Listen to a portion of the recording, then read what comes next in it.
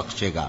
تو مسلمانوں، تم ہمت نہ ہارو اور دشمنوں کو صلح کی طرف نہ بلاؤ، اور تم ہی غالب رہو گے، اور اللہ تمہارے ساتھ ہے، وہ ہرگز تمہارے اعمال کو کم اور ضائع نہیں کرے گا۔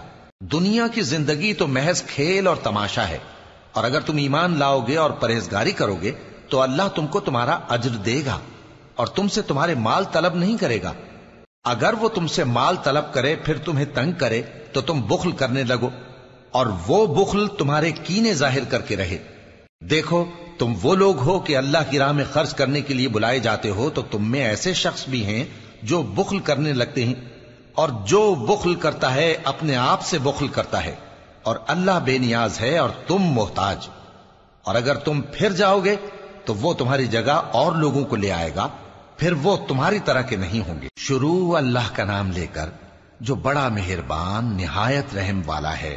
اے نبی، ہم نے تم کو فتح دی، فتح بھی کھلی اور واضح، تاکہ اللہ تمہاری اگلی اور پچھلی کوتاہیاں بخش دے اور تم پر اپنی نعمت پوری کر دے اور تم کو سیدھے رستے چلاتا رہے، اور تاکہ اللہ تمہاری بھرپور مدد کرے۔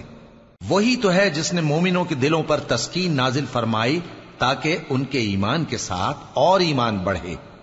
اور آسمانوں اور زمین کے لشکر سب اللہ ہی کے ہیں، اور اللہ جاننے والا ہے، حکمت والا ہے۔ یہ اس لیے کہ وہ مومن مردوں اور مومن عورتوں کو بہشتوں میں جن کے نیچے نہریں بہ رہی ہیں داخل کرے، وہ اس میں ہمیشہ رہیں گے، اور تاکہ ان سے ان کے گناہوں کو دور کر دے، اور یہ اللہ کے نزدیک بڑی کامیابی ہے۔ اور اس لیے کہ منافق مردوں اور منافق عورتوں اور مشرک مردوں اور مشرک عورتوں کو جو اللہ کے بارے میں برے برے خیال رکھتے ہیں عذاب دے، انہی پر برے حادثے واقع ہوں، اور اللہ ان پر غصے ہوا اور ان پر لعنت کی اور ان کے لیے دوزخ تیار کی، اور وہ بری جگہ ہے۔ اور آسمانوں اور زمین کے لشکر اللہ ہی کے ہیں، اور اللہ غالب ہے، حکمت والا ہے۔ اے نبی، ہم نے تم کو احوال بتانے والا اور خوشخبری سنانے والا اور خبردار کرنے والا بنا کر بھیجا ہے، تاکہ مسلمانوں تم لوگ اللہ پر اور اس کے پیغمبر پر ایمان رکھو اور اس کی مدد کرو اور اس کی تعظیم کرو، اور صبح و شام اس کی تسبیح کرتے رہو۔ اے نبی، جو لوگ تم سے بیعت کرتے ہیں وہ در حقیقت اللہ سے بیعت کرتے ہیں، اللہ کا ہاتھ ان کے ہاتھوں پر ہے۔ پھر جو شخص عہد کو توڑے تو عہد توڑنے کا نقصان اسی کو ہے، اور جو اس بات کو جس کا اس نے اللہ سے عہد کیا ہے پورا کرے تو وہ اسے عنقریب اجر عظیم دے گا۔ اے نبی، جو گنوار پیچھے رہ گئے وہ تم سے کہیں گے کہ ہم کو ہمارے مال اور اہل و عیال نے روک رکھا تھا، سو آپ ہمارے لیے اللہ سے بخشش مانگیں۔ یہ لوگ اپنی زبان سے وہ بات کہتے ہیں جو ان کے دل میں نہیں ہے۔ کہہ دو کہ اگر اللہ تم لوگوں کو نقصان پہنچانا چاہے یا تمہیں فائدہ پہنچانے کا ارادہ فرمائے تو کون ہے جو اس کے سامنے تمہارے لیے کسی بات کا کچھ اختیار رکھے؟ کوئی نہیں، بلکہ جو کچھ تم کرتے ہو اللہ اس سے واقف ہے۔ بات یہ ہے کہ تم لوگ یہ سمجھ بیٹھے تھے کہ پیغمبر اور مومن اپنے اہل و عیال میں کبھی لوٹ کر آنے ہی کے نہیں، اور یہی بات تمہارے دلوں کو اچھی معلوم ہوئی اور اسی وجہ سے تم نے برے برے خیال کیے، اور آخر کار تم ہلاکت میں پڑ گئے۔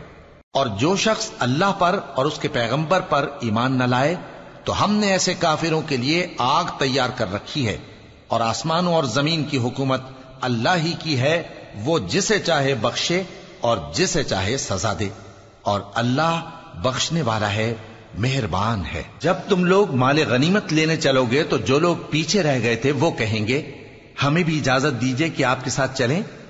یہ چاہتے ہیں کہ اللہ کے قول کو بدل دیں۔ کہہ دو کہ تم ہرگز ہمارے ساتھ نہیں چل سکتے، اسی طرح اللہ نے پہلے سے فرما دیا ہے۔ پھر کہیں گے نہیں، تم تو ہم سے حسد کرتے ہو۔ بات یہ ہے کہ یہ لوگ سمجھتے ہی نہیں مگر بہت کم۔ اے نبی، جو گنوار پیچھے رہ گئے تھے ان سے کہہ دو کہ تم جلد ایک سخت جنگجو قوم کے ساتھ جنگ کے لیے بلائے جاؤ گے، ان سے تم یا تو جنگ کرتے رہو گے یا وہ ہار مان لیں گے۔ اگر تم حکم مانو گے تو اللہ تم کو اچھا بدلہ دے گا، اور اگر منہ پھیر لو گے جیسے پہلی دفعہ پھیرا تھا تو وہ تم کو بڑی تکلیف کی سزا دے گا۔ نہ تو اندھے پر سختی ہے سفر جنگ سے پیچھے رہ جانے میں، اور نہ لنگڑے پر اور نہ بیمار پر سختی ہے۔ اور جو شخص اللہ اور اس کے پیغمبر کے فرمان پر چلے گا اللہ اس کو بہشتوں میں داخل کرے گا جن کے نیچے نہریں بہ رہی ہیں، اور جو روگردانی کرے گا وہ اسے دردناک عذاب دے گا۔ اے پیغمبر، جب مومن تم سے اس درخت کے نیچے بیعت کر رہے تھے تو اللہ ان سے خوش ہوا، اور جو صدق و خلوص ان کے دلوں میں تھا وہ اس نے معلوم کر لیا، تو ان پر تسکین نازل فرمائی اور انہیں جلد فتح عنایت کی، اور بہت سی غنیمتیں وہ آئندہ بھی حاصل کریں گے، اور اللہ غالب ہے، حکمت والا ہے۔ اللہ نے تم سے بہت سی غنیمتوں کا وعدہ فرمایا ہے کہ تم ان کو حاصل کرو گے، پھر اس نے یہ غنیمت تمہیں جلدی سے دلوا دی اور لوگوں کے ہاتھ تم سے روک دیے۔ غرض یہ تھی کہ یہ مومنوں کے لیے اللہ کی قدرت کا نمونہ بن جائے اور وہ تم کو سیدھے رستے پر چلائے، اور کچھ اور غنیمتیں دے گا جن پر تم قدرت نہیں رکھتے، اور وہ اللہ ہی کی قدرت میں ہیں، اور اللہ ہر چیز پر قادر ہے۔ اور اگر تم سے کافر لڑتے تو وہ پیٹ پھیر کر بھاگ جاتے، پھر وہ کسی کو نہ دوست پاتے اور نہ مددگار۔ یہی اللہ کی عادت ہے جو پہلے سے چلی آتی ہے، اور تم اللہ کی عادت میں کبھی تبدیلی نہ پاؤ گے۔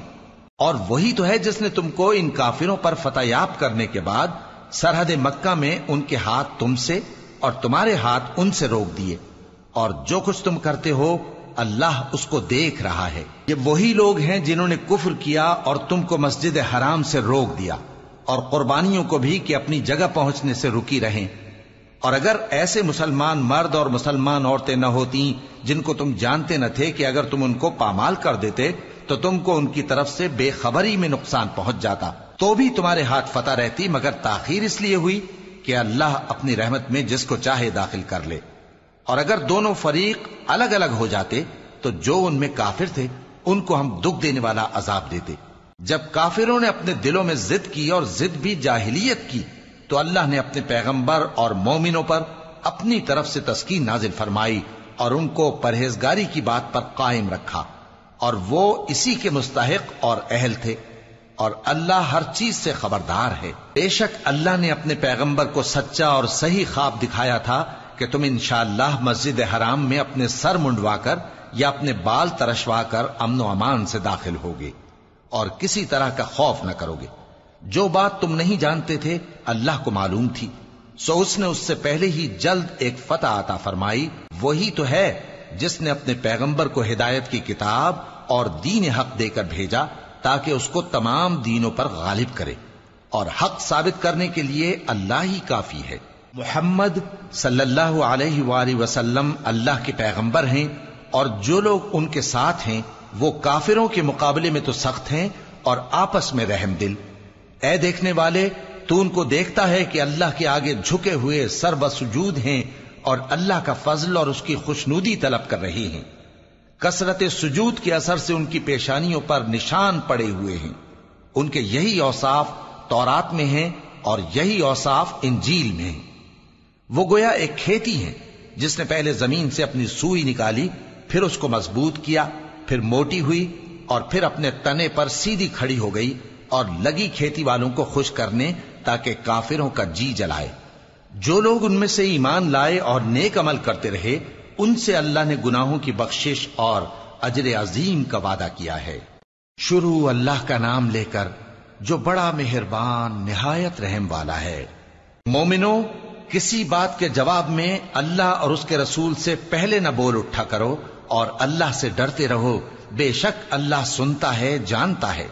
اے اہل ایمان، اپنی آوازیں پیغمبر صلی اللہ علیہ وآلہ وسلم کی آواز سے اونچی نہ کرو، اور جس طرح آپس میں ایک دوسرے سے زور سے بولتے ہو اسی طرح ان کے روبرو زور سے نہ بولا کرو، ایسا نہ ہو کہ تمہارے اعمال ضائع ہو جائیں اور تم کو خبر بھی نہ ہو۔ جو لوگ اللہ کے پیغمبر صلی اللہ علیہ وآلہ وسلم کے سامنے دبی آواز سے بولتے ہیں، اللہ نے ان کے دل کو تقوی کے لیے جانچ لیا ہے، ان کے لیے بخشش اور اجر عظیم ہے۔ اے نبی صلی اللہ علیہ وآلہ وسلم، جو لوگ تم کو حجروں کے باہر سے آواز دیتے ہیں ان میں اکثر بے عقل ہیں، اور اگر وہ صبر کیے رہتے یہاں تک کہ تم خود نکل کر ان کے پاس آتے تو یہ ان کے لیے بہتر ہوتا، اور اللہ تو بخشنے والا ہے، مہربان ہے۔ مومنو، اگر کوئی گناہگار تمہارے پاس کوئی خبر لے کر آئے تو خوب تحقیق کر لیا کرو، ایسا نہ ہو کہ کسی قوم کو نادانی سے نقصان پہنچا دو پھر تم کو اپنے کیے پر نادم ہونا پڑے۔ اور جان رکھو کہ تم میں اللہ کے پیغمبر صلی اللہ علیہ وآلہ وسلم ہیں، اگر بہت سی باتوں میں وہ تمہارا کہا مان لیا کریں تو تم مشکل میں پڑ جاؤ، لیکن اللہ نے تمہارے لیے ایمان کو عزیز بنا دیا اور اس کو تمہارے دلوں میں سجا دیا اور کفر اور گناہ اور نافرمانی سے تم کو بیزار کر دیا. یہی لوگ راہ ہدایت پر ہیں، یعنی اللہ کے فضل اور احسان سے، اور اللہ جاننے والا ہے، حکمت والا ہے. اور اگر مومنوں میں سے کوئی دو فریق آپس میں لڑ پڑیں تو ان میں صلح کرا دو.